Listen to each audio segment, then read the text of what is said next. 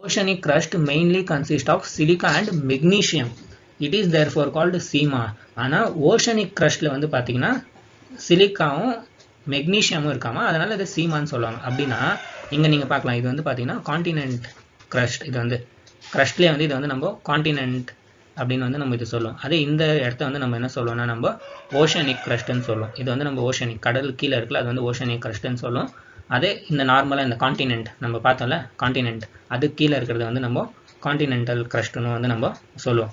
So இந்த continental கிரஸ்ட்டில் வந்து பார்த்தீங்கன்னா சியால் இருக்காமா, சியால் இருக்காமா, இங்கே நீங்கள் பார்க்கலாம், நான் வந்து மார்க் பண்ணுறேன். இந்த சியால் இருக்குல்ல, இது வந்து எங்கே இருக்காமா, இங்கே இருக்காமா, இந்த பகுதியில் இருக்காமா.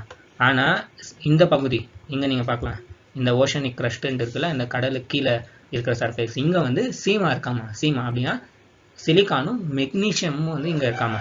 இங்கே வந்து என்ன இருக்காமா, சீமா. நான் வந்து இங்கே டைப் பண்ணுறேன், நீங்கள் பார்க்கலாம். இங்கே வந்து நான் SIMA சீமா ஞாபகம் வச்சுக்கோங்க. இந்த மாதிரி ஓஷனிக் கிரஸ்ட்டில் வந்து சியாலுன்னு கொடுத்துட்டா நீங்கள் வந்து அப்போ என்ன பண்ணணும், அது ராங்குன்னு கண்டுபிடிக்கணும். ஏன்னா சீமா இருக்கிறது அப்படின்னா சிலிக்கானும் மெக்னீஷியமுமே வந்து இந்த ஓஷனிக் கிரஸ்ட்டில் வந்து இருக்கிறது